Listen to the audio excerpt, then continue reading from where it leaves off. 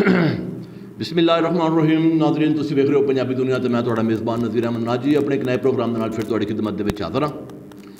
अज मेरे नाल मौजूद ने मुमताज़ सहाफ़ी जनाब ज़हीर इंजराह साहब। ज़हीर इंजराह साहब का शुमार उन्हां लोकां विच हुंदा है जिहड़े बड़ी पीढ़ी ते बड़ी पक्की गल करदे ने। कोई भी इहो जी गल नहीं करते जिहदे नाल इन्हां नूं कल नूं कोई परेशानी होवे या इन्हां नूं अपनी गल तो पिछां हटना पवे। इन्हां ने हमेशा जिहड़ी गल कीती है बड़ी सोच समझ के ते बड़ी पक्की पीढ़ी तो कह लो कि जीकन कहते ना जी पंज कल्याण। ज़हीर साहब ने हमेशा पंज कल्याण गल की है। तो अज असी इन्हां नाल जिहड़ी गलबात करांगे ना जी उसका मौजू है सहाफत। तो सब तो पहला मैं ज़हीर साहब तो पूछांगा कि सहाफत जिहड़ा लफ्ज़ है इसका लफ्जी मायना की है, इसका कामकार की है, तो ये कौन लोग करते सन। अस्सलाम वालेकुम सर जी। बिस्मिल्लाहिर्रहमानिर्रहीम। नाजी साहब, सहाफ़त अरबी ज़बान का लफ्ज़ है जिहड़ा बुनियादी तौर पर सहीफ़ा तो निकलिया है। सहीफ़ा एक मुकद्दस किताब को आख्या जाता, जिस तरह आसमानी सहाय सन। लिहाजा एक मुकद्दस शोबा, मुकद्दस पेशा जिहदी इब्तदा इन्नी पुरानी है कि जिन्ना असी अदब की इब्तदा की गल करने हैं या इंसानी कल्चर की गल करने हैं या दुनिया के नाल ही मतलब बहुत पुरानी जी प्री हिस्टोरिक यदी जी तुसी ओरिजिन वेखोगे। सहाफत की इब्तदाई शक्ल बुनियादी तौर पर यह सी कि एक कम्यूनीकेशन सी, एक दूजे नाल गलबात करने का जरिया सी। फिर चूँकि इंसान जो मुख्तलिफ इलाकों के गया, वो छोटी छोटी कम्यूनिटीज़ डिवेलप हुई, उन्हें आबादियाँ वसाइया, लोग एक दूसरे तो फासले ते गए, उन्होंने एक दूजे की खबर वास्ते कोई इंज का जरिया चाहिए सी जिहदे नाल वो अपने उन्होंने रिश्तेदारों की, भरावां की, दोस्तों की खबरगिरी कर सकन, उन्होंने हालात तो आगाह हो सकन कि जिहदे नाल उन्होंने अपने भी एक इत्मीनान होवे ते अपने बारे दूसरे दस सकन। एक तो इब्तदाई शक्ल से। फिर मुआशरे ने जदों तरक्की की तो छोटी छोटी सिटी स्टेट्स जिहड़ियां ने वजूद च आ गई। जिस तरह असी यूनान की अगर तहजीब का मुताला करिए या मिस्र की पुरानी तहजीब वेखीए या होर जिहड़े इलाके दुनिया के पुराने इलाके ने उन्होंने असी वेखीए तो सिटी स्टेट्स के तकसीम हो गए। हर सिटी स्टेट का एक हैड होंदा सी जिन्होंने अपने अपने इलाके के मुताबिक नाम दिता जाता सी। जिस तरह बादशाह हो गया या फिरौन हो गया, राजा हो गया या शाह हो गया, मुख्तलिफ नाम अपने अपने इलाके के कल्चर के मुताबिक दिते गए। उन्होंने जोड़ा हैड ऑफ द स्टेट सी वो अपनिया कुछ गल्लां आवाम तक पहुँचाने वास्ते उन्हें सहाफत का यह सोर्स है, जरिया इख्तियार किया। मगर शक्ल की सी? शक्ल ऐसी कि बिल्कुल शुरू के जोड़ा वो शाही महल होता सी, वो बाहर एक हरकारा टाइप जोड़ा कि सहाफ़ी की पहली शक्ल तुसीं कह लो, वो खड़ा होके जोड़े वाक़यात होए होंदे सन महल के मुतलक या बादशाह के या स्टेट के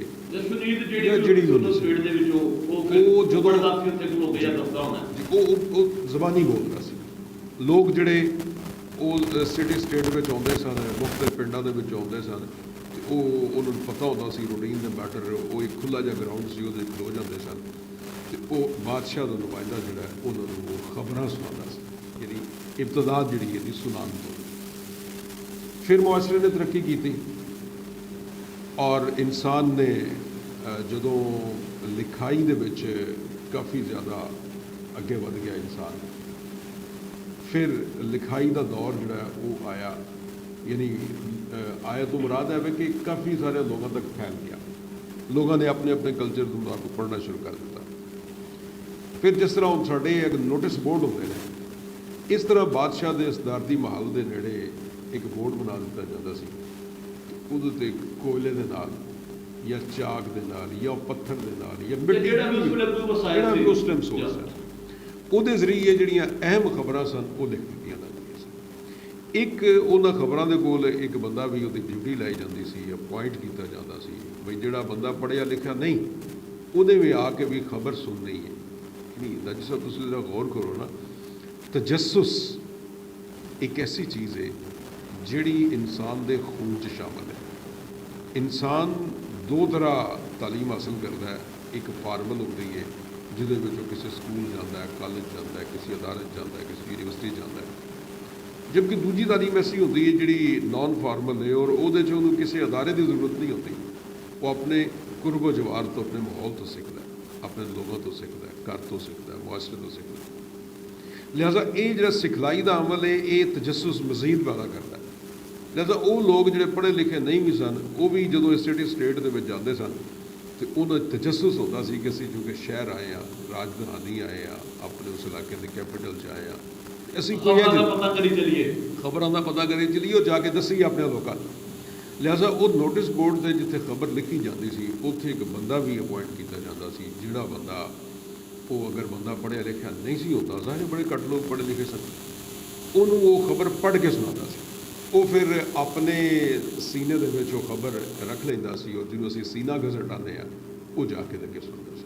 ਇਹ ਖਬਰ ਦੀ ਇਬਤਦਾਈ ਇਹ ਫਿਰ ਸੀਨਾ ਬਸੀਨਾ ਅੱਗੇ ਖਬਰ ਫੈਲਦੀ ਜਾਂਦੀ ਸੀ ਜੀ, exactly। ਸਟੇਟ ਹੀ ਟੁੱਟ ਜਾਂਦੀ ਹੋਣੀ ਹੈ। ਐਗਜ਼ੈਕਟਲੀ ਉਹ ਸਟੇਟ 'ਚ ਲੋਕਾਂ ਤੱਕ ਪਹੁੰਚ ਜਾਂਦੀ ਸੀ। ਫਿਰ ਇਸੇ ਤਰ੍ਹਾਂ ਇਹ ਜਿਹੜੇ ਨੁਮਾਇੰਦੇ ਸਨ, ਜਿਸ ਤਰ੍ਹਾਂ ਅੱਜ ਕੱਲ੍ਹ ਸਾਡੇ ਹੁੰਦੇ ਪਾਰਲੀਮੈਂਟੇਰੀਅਨ ਹੁੰਦੇ ਨੇ ਮੁਖਤਲਿਫ ਇਲਾਕਿਆਂ ਦੇ, ਬਾਦਸ਼ਾਹ ਨੇ ਵੀ ਮੁਖਤਲਿਫ ਇਲਾਕਿਆਂ 'ਚ ਆਪਣੇ ਨੁਮਾਇੰਦੇ ਬਣਾਏ ਹੁੰਦੇ ਸਨ।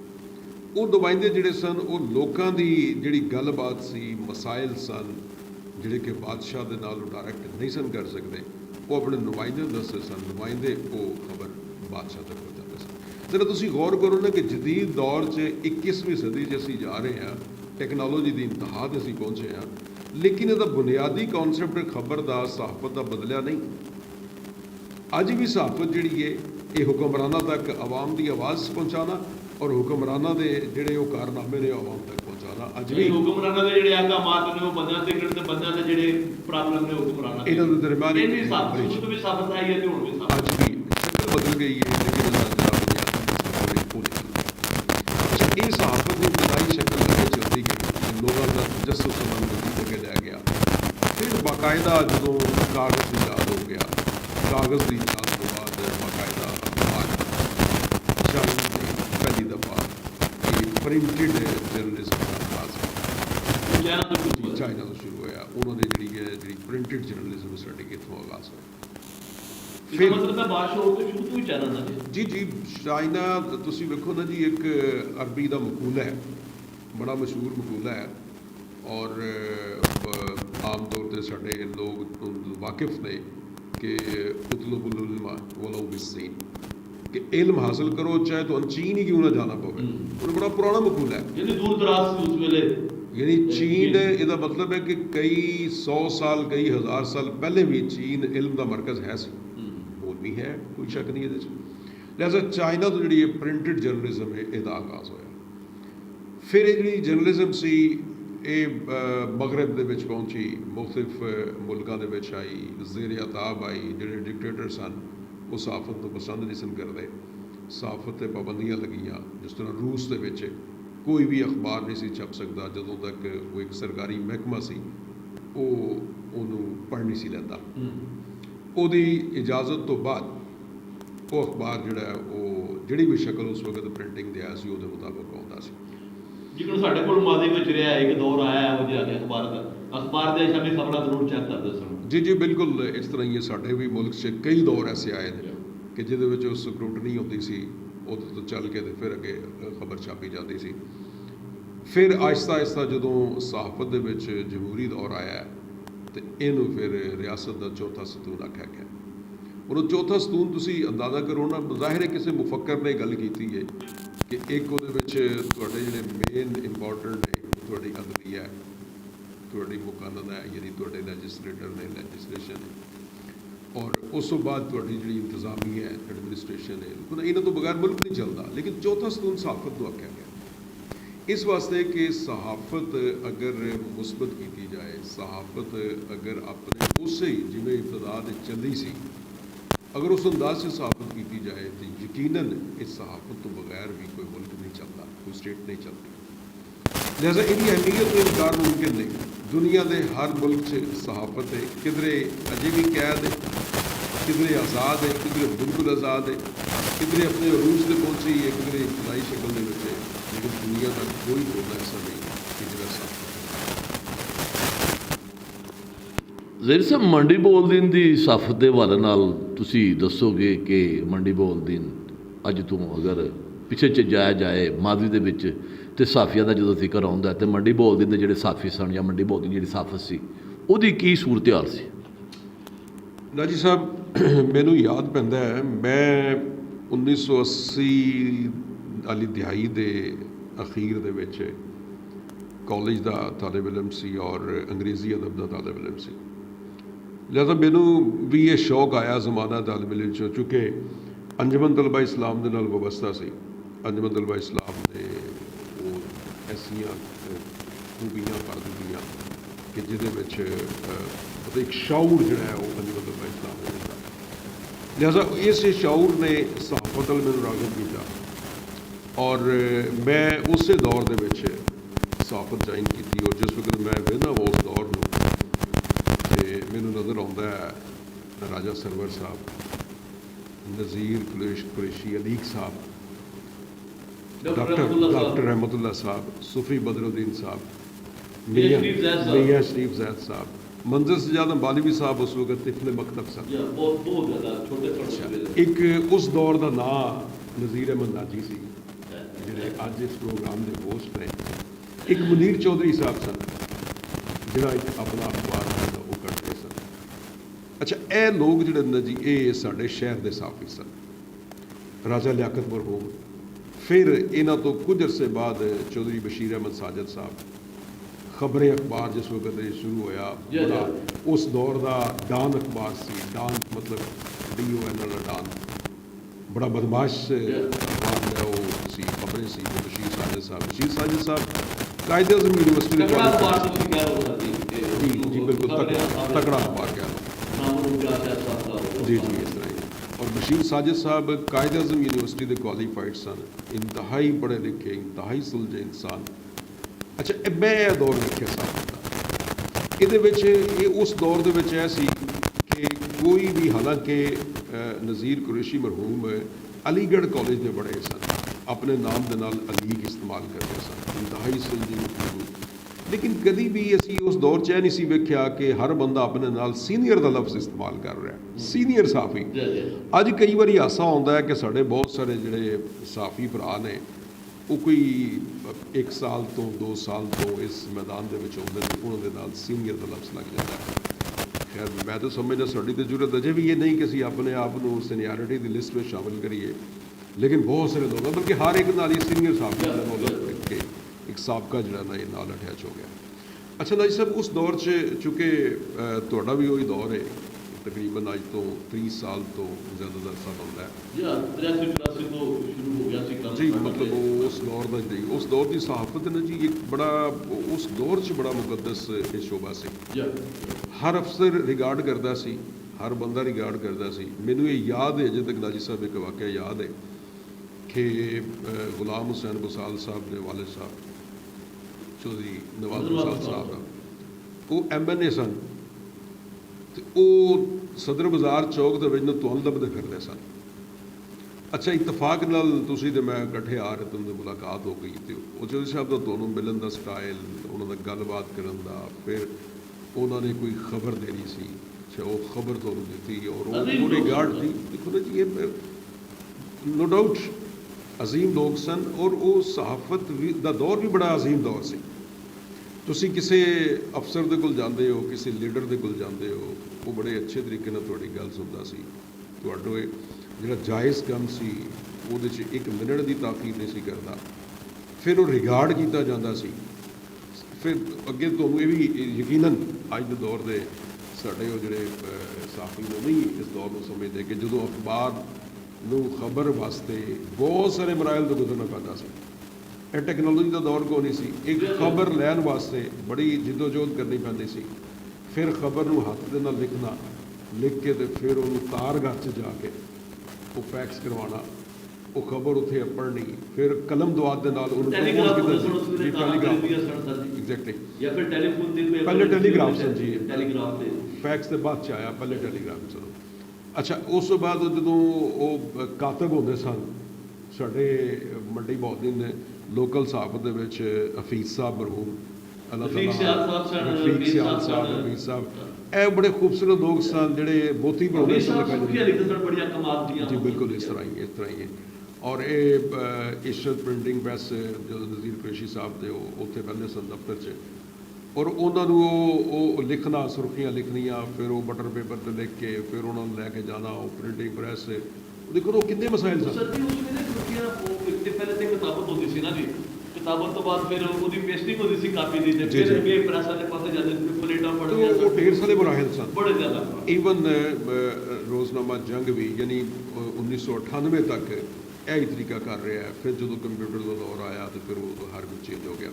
ਅੱਛਾ, ਇਹ ਨਜੀ ਸਾਹਿਬ ਜਿਹੜੇ ਉਸਤਾਦ ਸਨ ਜੀ, ਇਹ ਜਿਹੜੇ ਬਜ਼ੁਰਗ ਸਾਫੀ ਹੁਣ ਵੀ ਸਾਡੇ ਸ਼ਹਿਰ 'ਚ ਜਿਸ ਤਰ੍ਹਾਂ ਮੀਆਂ ਸ਼ਰੀਫ ਸਾਹਿਬ ਸਾਹਿਬ ਮੌਜੂਦ ਨੇ, ਜਾਂ ਮੰਦਰ ਸਜਾਦ ਸਾਹਿਬ ਮੌਜੂਦ ਨੇ, ਜਾਂ ਉਸ ਤੋਂ ਬਾਅਦ ਰਾਜਾ ਸਰਵਰ ਸਾਹਿਬ ਮੌਜੂਦ ਨੇ, ਇਹ ਉਹਨਾਂ ਪੁਰਾਣੇ ਸਾਫੀਆਂ ਦੇ ਵਿੱਚ ਸ਼ਾਮਲ ਨੇ, ਬਾਕੀ ਕੁਝ ਦੁਨੀਆ ਤੋਂ ਜਾ ਚੁੱਕੇ ਨੇ। ਅੱਛਾ, ਇਹ ਇੱਕ ਜਿਹੜਾ ਸੀ ਨਾ ਜੀ ਇਹਤਰਾਮ ਬਾਹਮੀ, ਇਹ ਬਹੁਤ ਜ਼ਿਆਦਾ ਸੀ। ਇੱਕ ਦੂਜੇ ਦੀ ਇੱਜ਼ਤ ਕਰਨਾ, ਇੱਕ ਦੂਜੇ ਨੂੰ ਸਿਖਾਉਣ ਵਾਸਤੇ ਤਿਆਰ ਹੁੰਦੇ ਸਨ। ਕਿਸੇ ਨਾਲ ਕੋਈ ਮਸਲਾ ਬਣ ਜਾਣਾ ਤੇ ਫੌਰਨ ਜਿਹੜਾ ਉਹ ਸਾਰੇ ਰਲ ਕੇ ਟੁੱਟ ਪੈਣਾ। ਇੱਕ ਲਾਲੇ ਮੁੱਦੇ ਤੋਂ ਬੰਦਾ ਦਿਖ ਰਿਹਾ ਕਾਬਲ ਪੜ੍ਹ ਤੋਂ ਅੱਲਾਹ ਤਾਲਾ ਨਫ਼ਰਤ ਕਰੇ, ਰਹਿਮਤ ਕਰੇ, ਉਹ ਮਤਲਬ ਸਿੱਧੇ ਮੰਡੀ ਹੁੰਦੇ ਸਨ, ਜੋ ਮੰਡੀ ਆਉਂਦੇ ਸਨ। ਅੱਛਾ, ਇਸੇ ਤਰ੍ਹਾਂ ਮੈਨੂੰ ਯਾਦ ਹੈ ਰਾਜਾ ਲਿਆਕਤ ਮਰਹੂਮ ਨਗੀਨਾ ਸਦਮਾ ਦੇ ਵਿੱਚ ਉਹ ਸ਼ਾਮ ਨੂੰ ਬਹਿ ਜਾਂਦੇ ਸਨ ਤੇ ਉਹਨਾਂ ਕੋਲ ਇੱਕ ਰਸ਼ ਲੱਗ ਜਾਂਦਾ ਸੀ ਕਿ ਮੇਰਾ ਇਹ ਕੰਮ ਹੈ ਜੀ, ਇਹ ਕੰਮ ਹੈ ਜੀ, ਇਹ ਕੰਮ ਹੈ। ਅਵਾਮੀ ਖਿਦਮਤ ਦਾ ਜਜ਼ਬਾ ਸੀ, ਕੋਈ ਕਿਸੇ ਕਿਸਮ ਦੀ ਉਹ ਖੁਦਗਰਜ਼ੀ ਔਰ ਇਹ ਚੀਜ਼ ਉਹਦੇ ਵਿੱਚ ਹੈ ਹੀ ਨਹੀਂ ਸੀ। ਨਾ ਕੋਈ ਹੈ ਇਸ ਤਰ੍ਹਾਂ ਜਿਵੇਂ ਉਹ ਰਸ਼ ਪੈ ਗਿਆ ਅਖਬਾਰਾਂ ਦਾ, ਅਖਬਾਰ ਦਾ ਸਾਫੀ ਬਣਨ ਵਾਸਤੇ ਵੀ ਬੜੇ ਪਾਪੜ ਵੇਲਣੇ ਪੈਂਦੇ ਸਨ। ਉਹ ਜਦੋਂ ਉਹ ਦੌਰ ਯਾਦ ਕਰੀਦਾ ਹੈ, ਮਾਜ਼ੀ ਦੇ ਵਿੱਚ ਜਾਈਦਾ ਹੈ, ਤੇ ਫਿਰ ਅੱਜ ਦੀ ਸਾਫਤ ਨੂੰ ਵੇਖ ਕੇ ਥੋੜ੍ਹਾ ਜਿਹਾ ਅਫਸੋਸ ਵੀ ਹੁੰਦਾ ਹੈ। और दिल करता है कि दौर लौट आए और उस सहाबंद का मुकद्दस पेश है अपने तकद्दस समेत वापस आ जाए, कि चूँकि लॉ ऑफ नेचर है कि जी चीज़ गुजर गई है, जो वक्त गुजर गया वो वापस नहीं आ सकता। ਸਰ ਜੀ, ਅੱਜ ਕੱਲ੍ਹ ਦਾ ਜਿਹੜੀ ਸਾਫਤ ਹੈ, ਜਿਹੜੀ ਇਸ ਵੇਲੇ ਸਾਡੇ ਕੋਲ ਮੌਜੂਦਾ ਸ਼ਕਲ ਹੈ ਸਾਫਤ ਦੀ, ਜਾਂ ਜਿਹੜਾ ਸਾਫੀਆਂ ਦੀ ਸ਼ਕਲ ਹੈ, ਮੰਡੀ ਬੋਲਦੀ ਚੁੱਕੇ ਸਾਫੀਆਂ ਦੇ ਕਈ ਗਰੋਹ ਨੇ, ਕਈ ਪ੍ਰੈਸ ਕਲੱਬ ਨੇ, ਤੇ ਤੁਸੀਂ ਕੀ ਸਮਝਦੇ ਹੋ ਇਹਦੇ ਨਾਲ ਕੋਈ ਸਾਫਤ ਨੂੰ ਫਾਇਦਾ ਹੋ ਰਿਹਾ ਹੈ ਜਾਂ ਕੋਈ ਨੁਕਸਾਨ ਹੋ ਰਿਹਾ ਹੈ, ਤੇ ਸਾਫੀਆਂ ਵਾਸਤੇ ਤੁਹਾਡਾ ਮਸ਼ਵਰਾ ਕੀ ਹੈ? ਜੀ ਨਜਮ, ਸਭ ਤੋਂ ਪਹਿਲੀ ਗੱਲ ਤਾਂ ਇਹ ਵੇ ਕਿ ਸਹਾਫੀ ਕੋਈ ਵੀ ਹੈ, ਕਿਸੇ ਵੀ ਅਖਬਾਰ ਨਾਲ ਮੁੰਸਲਿਕ ਹੈ, ਛੋਟਾ ਹੈ ਵੱਡਾ ਹੈ, ਉਹ ਕਾਬਲੇ ਇhtਰਾਮ, ਉਹ ਸਹਾਫਤੀ ਬਰਾਦਰੀ 'ਚ ਸ਼ਾਮਲ ਹੋ ਗਿਆ, ਲਿਹਾਜ਼ਾ ਉਹਨੂੰ ਤੁਸੀਂ ਉਨੀ ਹੀ ਅਹਿਮੀਅਤ ਦੇਣੀ ਹੈ ਜਿੰਨੀ ਤੁਸੀਂ ਕਿਸੇ ਬਹੁਤ ਵੱਡੇ ਅਖਬਾਰ ਦੇ ਸਾਫੀ ਨੂੰ ਦੇਣੀ ਹੈ। ਵੈਲਕਮ ਕਰਨਾ, ਉਹ ਅੱਛੇ ਤਰੀਕੇ ਨਾਲ ਵੈਲਕਮ ਕਰਨਾ। ਜਦੋਂ ਤੁਸੀਂ ਉਸ ਸਹਾਫੀ ਨੂੰ ਇਹ ਵੈਲਿਊ ਦਿਓਗੇ, ਉਹਨੂੰ ਇੱਜ਼ਤ ਦਿਓਗੇ, ਉਹਨੂੰ ਇਹਤਰਾਮ ਦਿਓਗੇ, ਤੇ ਉਹਨੂੰ ਇਹ ਅਹਿਸਾਸ ਹੋਵੇਗਾ ਯਾਰ ਮੈਂ ਇੱਕ ਅੱਛੇ ਸ਼ੋਬੇ 'ਚ ਆਇਆ, ਇੱਥੇ ਲੋਕ ਮੇਰੇ ਨਾਲ ਟੁਰਨ ਵਾਲੇ ਨੇ, ਮੇਰਾ ਖਿਆਲ ਕਰਨ ਵਾਲੇ ਨੇ। ਅੱਛਾ, ਇਹ ਤਾਂ ਇੱਕ ਬੜਾ ਆਈਡੀਅਲ ਜਿਹਾ ਸੁਸਾਇਟੀ। ਔਰ ਬਿਲਕੁਲ ਅੱਗੇ ਵੀ ਇੱਕ ਪ੍ਰੋਗਰਾਮ ਦੇ ਵਿੱਚ ਮੈਂ ਗੁਜ਼ਾਰਿਸ਼ ਕੀਤੀ ਸੀ ਕਿ ਸਾਡੇ ਇਸ ਮੁਆਸ਼ਰੇ ਦੇ ਵਿੱਚ ਵਕਾਲਾ ਬਰਾਦਰੀ ਇੱਕ ਬੜੀ ਮਿਸਾਲੀ ਬਰਾਦਰੀ। ਤੁਸੀਂ ਜ਼ਰਾ ਅੰਦਾਜ਼ਾ ਕਰੋ ਕਿ ਇੱਕ ਕੋਰਟ ਦੇ ਅੰਦਰ ਦੋ ਲਾਇਰ ਆਪਣੇ ਆਮਣੇ ਸਾਹਮਣੇ ਖੜੇ ਹੁੰਦੇ ਨੇ, ਉਹ ਲੱਗ ਰਿਹਾ ਹੁੰਦਾ ਹੈ ਕਿ ਜਿਵੇਂ ਆਰਗਿਊ ਕਰ ਰਹੇ ਨੇ, ਜਿਵੇਂ ਇਹ ਦਲਾਇਲ ਦੇ ਰਹੇ ਨੇ, ਤੇ ਬਿਲਕੁਲ ਬਾਹਰ ਨਿਕਲ ਕੇ ਤੇ ਇੱਕ ਦੂਜੇ ਦੇ ਮੁਖਾਲਿਫ ਹੋ ਜਾਣਗੇ। ਅੱਛਾ, ਉਹਨਾਂ ਦੇ ਅੰਦਰ ਛੋਟੇ ਛੋਟੇ ਫੈਕਸ਼ਨਸ ਵੀ ਮੌਜੂਦ ਨੇ, ਗਰੁੱਪਸ ਮੌਜੂਦ ਨੇ, ਬਹੁਤ ਸਾਰੇ ਵਕਾਲਾ ਜਿਹੜੇ ਨੇ ਉਹਨਾਂ ਦਾ ਸਿਆਸੀ ਜਮਾਤਾਂ ਨਾਲ ਵੀ ਤਾਲੁਕ ਹੈ, ਉਹਨਾਂ ਦੀ ਐਫੀਲੀਏਸ਼ਨ ਆਪਣੀ ਜਗ੍ਹਾ 'ਤੇ, ਲੇਕਿਨ ਆਪਣੀ ਯੂਨਿਟੀ ਤੋਂ ਕੰਪਰੋਮਾਈਜ਼ ਨਹੀਂ ਕਰਦੇ। ਯਾਨੀ ਉਸ ਇੱਕ ਵਕੀਲ ਦਾ ਕਿਸੇ ਵੀ ਸਿਆਸੀ ਜਮਾਤ ਨਾਲ, ਕਿਸੇ ਵੀ ਲਸਾਨੀ ਗਰੁੱਪ ਦੇ ਨਾਲ, ਜਾਂ ਮਜ਼ਹਬੀ ਗਰੁੱਪ ਦੇ ਨਾਲ, ਜਾਂ ਕਾਨੂੰਨੀ ਗਰੁੱਪ ਦੇ ਨਾਲ, ਜਾਂ ਐਥਨਿਕ ਕਿਸੇ ਵੀ ਗਰੁੱਪ ਦੇ ਨਾਲ ਤਾਲੁਕ ਹੈ, ਜਿਸ ਵਕਤ ਗੱਲ ਹੋਣੀ ਹੈ ਵਕਾਲਤ ਦੀ, ਜਿਸ ਵਕਤ ਗੱਲ ਹੋਣੀ ਉਸ ਸ਼ੋਬੇ ਦੀ, ਜਿਸ ਵਕਤ ਗੱਲ ਹੋਣੀ ਉਹ ਸਾਰੇ ਇਕੱਠੇ, ਔਰ ਕੋਈ ਉਹਨਾਂ ਦੀ ਤਫਰੀਕ ਨਹੀਂ। ਇਹਦੇ ਬਰਅਕਸ ਬਿਲਕੁਲ ਉਲਟੇ ਸਾਫਤ ਦੇ ਵਿੱਚ ਸਭ ਤੋਂ ਪਹਿਲੇ ਸਾਡੇ ਕੁਝ ਦੋਸਤ ਜਿਹੜੇ ਨੇ ਉਹ ਦੂਸਰਿਆਂ ਦੋਸਤਾਂ ਨੂੰ ਓਨ ਕਰਨ ਵਾਸਤੇ ਤਿਆਰ ਨੇ। ਇੱਕ ਜਿਹੜਾ ਡਰਾਬੈਕ ਹੈ ਇਹ ਮੰਡੀ ਬਹੁਦਿਨ 'ਚ ਨਹੀਂ, ਖੈਰ ਹੈ ਤਾਂ ਪੂਰੇ ਮੁਲਕ 'ਚ ਹੀ ਹੈ, ਲੇਕਿਨ ਇੱਥੇ ਕੋਈ ਸਾਨੂੰ ਜ਼ਿਆਦਾ ਨਜ਼ਰ ਆਉਂਦਾ ਹੈ। ਫਿਰ ਇੱਕ ਹੋਰ ਜਿਹੜੀ ਖਾਮੀ ਹੈ ਸਾਡੇ ਵਿੱਚ, ਉਹ ਇਹ ਵੇ ਕਿ ਇੱਥੇ ਲੈਗ ਪੁਲਿੰਗ ਬਹੁਤ ਜ਼ਿਆਦਾ ਹੈ। ਮੈਂ ਅਗਰ ਤੁਹਾਡੇ ਕੋਲ ਬੈਠੇ ਹਾਂ ਤਾਂ ਮੈਂ ਤੀਸਰੇ ਬੰਦੇ ਨੂੰ ਜਿਹੜੀ ਗੀਬਤ ਕਰਨੀ ਸ਼ੁਰੂ ਕਰ ਦੇਣੀ, ਉਹ ਇੰਜ ਔਰ ਮੈਂ ਸਮਝਦਾ ਕਿ ਜੋ ਮੈਂ ਉਹ ਹੈ ਕੋਈ, ਇਹ ਬਹੁਤ ਵੱਡਾ ਡਰਾਵਾ ਹੈ। ਤੀਸਰੀ ਇੱਕ ਵਜ੍ਹਾ ਇਹ ਵੀ ਹੈ ਮੰਡੀ ਬਹੁਦਿਨ ਦੇ ਵਿੱਚ ਕਿ ਜਿਹੜੇ ਸਾਡੇ ਬਜ਼ੁਰਗ ਸਾਫੀ ਨੇ ਜਿਨ੍ਹਾਂ ਦੇ ਮੈਂ ਨਾਂ ਲੈ ਨੇ, ਜਾਂ ਜਿਹੜੇ ਸਾਡੇ ਮੁਖਤਲਿਫ ਗਰੁੱਪਸ ਦੇ ਸਰਬਰਾਹਾਨ ਨੇ, ਪ੍ਰੈਸ ਕਲੱਬਸ ਦੇ ਜਾਂ ਮੁਖਤਲਿਫ ਜਿਹੜੇ ਨਾਮਾਂ ਤੋਂ ਚੱਲ ਰਹੇ ਨੇ, ਅਗਰ ਉਹ ਬਜ਼ੁਰਗ ਕਿਸੇ ਜਗ੍ਹਾ ਤੇ TMA ਹਾਲ 'ਚ, ਜ਼ਿਲ੍ਹਾ ਕੌਂਸਲ ਹਾਲ 'ਚ ਜਾਂ ਕਿਸੇ ਮੈਰਿਜ ਹਾਲ ਦੇ ਵਿੱਚ ਕੋਈ ਮਹਾਨਾ ਜਾਂ 3 ਮਹੀਨੇ ਬਾਅਦ ਜਾਂ 6 ਮਹੀਨੇ ਬਾਅਦ ਸਹਾਫਤੀ ਕਨਵੈਨਸ਼ਨ ਕਰਦੇ ਨੇ, ਵਰਕਸ਼ਾਪ ਕਰਦੇ ਨੇ, ਉੱਥੇ ਉਹਨਾਂ ਦੋਸਤਾਂ ਨੂੰ ਦੱਸਿਆ ਜਾਏ ਕਿ ਸਹਾਫਤ ਹੈ ਕੀ ਹੈ, ਇਹਦੇ ਤਕਾਜ਼ੇ ਕੀ ਨੇ, ਸਾਨੂੰ ਰਲ ਮਿਲ ਕੇ ਕੀ ਕਰਨਾ ਚਾਹੀਦਾ ਹੈ। ਅੱਛਾ, ਜਦੋਂ ਮੁਖਤਲਿਫ ਸਾਫੀ ਦੋਸਤ ਸਾਡੇ ਜਿਹੜੇ ਨੇ ਉਹ ਮੁਖਤਲਿਫ ਪਲੇਟਫਾਰਮਸ ਤੋਂ ਮੁਖਤਲਿਫ ਨਾਮਾਂ ਤੋਂ ਚੱਲ ਰਹੇ ਨੇ, ਸਾਰੇ ਕਾਬਲੇ ਇਤਰਾਮ ਨੇ। ਕੋਈ ਤੁਸੀਂ ਇਹ ਨਹੀਂ ਕਹਿ ਸਕਦੇ ਕਿ ਇੱਕ ਗਰੁੱਪ ਜਿਹੜਾ ਨਾ ਜੀ ਉਹ ਪ੍ਰੈਸ ਕਲੱਬ ਹੈ ਤੇ ਬਾਕੀ ਨਹੀਂ, ਸਭ ਦੋਸਤ ਕਾਬਲੇ ਇਤਰਾਮ ਨੇ। ਉਹ ਜਿਹੜੇ ਉਹ ਫੈਕਸ਼ਨਸ ਦੇ ਵਿੱਚ ਕੰਮ ਕਰ ਰਹੇ ਨੇ, ਉਹ ਬਿਲਕੁਲ ਠੀਕ ਹੈ, ਉਹਨਾਂ ਨੂੰ ਕਰਨਾ ਚਾਹੀਦਾ ਹੈ, ਜਮਹੂਰੀ ਹੱਕ ਹੈ ਉਹਨਾਂ ਦਾ, ਲੇਕਿਨ ਇਸ ਤੋਂ ਹਟ ਕੇ ਇੱਕ ਇਜਤਮਾਹੀਅਤ ਹੋਣੀ ਚਾਹੀਦੀ। ਅੱਛਾ, ਉਹਦੀ ਮੈਂ ਮਿਸਾਲ ਦੇਵਾਂਗਾ ਕਿ ਕਈ ਮੌਕੇ ਐਸੇ ਆਏ ਮੰਡੀ ਬਹੁਦਿਨ ਦੇ ਵਿੱਚ ਸਰਕਾਰੀ ਤੌਰ ਤੇ ਪ੍ਰੈਸ ਕਲੱਬ ਬਣਨ ਦੀ ਮਨਜ਼ੂਰੀ ਹੁੰਦਿਆਂ ਰਹਿ ਗਈ। ਮਿਸਾਲ ਦੇ ਤੌਰ ਤੇ ਜਿੱਥੇ ਅੱਜ ਕੱਲ੍ਹ ਜੁਮਾ ਬਾਜ਼ਾਰ ਲੱਗਦਾ ਹੈ, ਇਹ ਬੜੀ ਮਰਕਜ਼ੀ ਜਗ੍ਹਾ ਹੈ ਔਰ ਬੜੀ ਕੀਮਤੀ ਜਗ੍ਹਾ ਹੈ। 2 ਤੋਂ 3 ਦਫਾ ਪ੍ਰਪੋਜ਼ਲ ਆਏ ਨੇ ਕਿ ਇੱਥੇ ਪ੍ਰੈਸ ਕਲੱਬ ਬਣਾ ਦਿੱਤਾ ਜਾਏ, ਕਿਉਂ ਨਹੀਂ ਬਣਿਆ? ਸਾਫੀਆਂ ਦੇ ਆਪਸ 'ਚ ਤਕਸੀਮ ਹੋਣ ਦੀ ਵਜ੍ਹਾ ਤੋਂ ਨਹੀਂ ਬਣ ਸਕਿਆ। ਕਈ ਦਫਾ ਇਹ ਪ੍ਰਪੋਜ਼ਲ ਗਏ ਨੇ, ਜਿਹੜੇ ਮਿਨਿਸਟਰਸ ਨੇ ਜਾਂ ਜਿਹੜੇ ਪੋਲੀਟੀਕਲ ਲੀਡਰਸ ਨੇ, ਉਹਨਾਂ ਨੇ ਆ ਕੇ ਦਾਅਵੇ ਵਾਅਦੇ ਕੀਤੇ ਕਿ ਅਸੀਂ ਮੰਡੀ ਬਹੁਦਿਨ ਦੇ ਵਿੱਚ ਸਹਾਫੀ ਕਾਨੂੰਨੀ ਉਹ ਬਣਾਵਾਂਗੇ। ਅੱਛਾ, ਕਿਉਂ ਨਹੀਂ ਬਣ ਸਕੀ?